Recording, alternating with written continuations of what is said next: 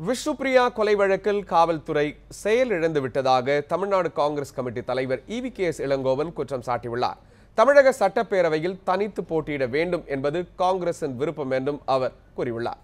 இது தொடர்பாக டெல்லியில் EVKS இளங்கோவனுடன் நமது செய்தியாளர் ஸ்டீஃபன் நடத்திய கலந்துரையாடலை தற்போது பார்க்கலாம். தமிழ்நாடு காங்கிரஸ் கமிட்டி தலைவர் EVKS இளங்கோவன் ஐயா நம்மோடு இருக்கிறார். அவரிடம் பேசுவோம். வணக்கம். இன்று டெல்லியில் நடைபெற இருக்கக்கூடிய அனைத்து மாநில தலைவர்கள் மற்றும் பொதுச் செயலாளர்கள் இடையிலான கூட்டம், அந்த கூட்டத்தினுடைய முக்கியத்துவம் என்ன? இந்த கூட்டம் ஆக்சுவலாக எல்லா மாநிலத்திலும் இருக்கின்ற காங்கிரஸ் கட்சியினுடைய தலைவர்கள், அந்த பொதுச் செயலாளர்கள் அவர்களெல்லாம் கலந்து கொள்கின்ற கூட்டம். இந்த கூட்டத்தை பொறுத்தவரையில் இந்த ஆண்டு என்பது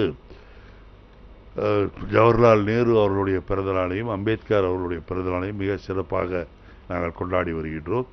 கடைசியாக அதை நிறைவு விழாவாக எப்படி செய்வது என்பதை பற்றி விவாதிப்பதற்கு இந்த கூட்டம் என்று நினைக்கின்றேன். மற்றபடி இதில் என்ன விவாதிக்கப்படும் என்பதை பற்றியெல்லாம் எனக்கு தெரியாது.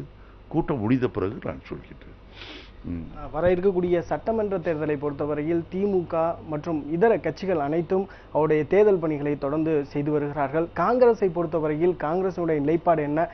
காங்கிரஸ் வர இருக்கக்கூடிய சட்டமன்ற தேர்தலில் தனித்து போட்டியிட இருக்கிறதா அல்லது கூட்டணி குறித்து முடிவு செய்ய இருக்கிறதா?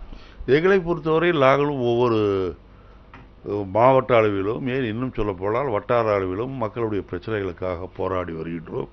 அது மட்டுமல்ல, தமிழகத்தை 6 மண்டலங்களாக பிரித்து ஒவ்வொரு மண்டலத்திலையும் 6 மாவட்டங்கள் அல்லது 7 மாவட்டங்கள், சிலதில் 7-8 மாவட்டங்கள் கூட இருக்கின்றன. அந்த மண்டல மகாநாடுகளை நடத்தி வருகின்றோம். ஏற்கனவே ஒரு மகாநாடு சென்னையில் நடந்து முடிந்திருக்கின்றது. அடுத்த மகாநாடு வருகின்ற 17ஆம் தேதி தூத்துக்குடியிலே நடைபெற இருக்கின்றது. அதற்கு பிறகு சேலம் மண்டல மகாநாடு.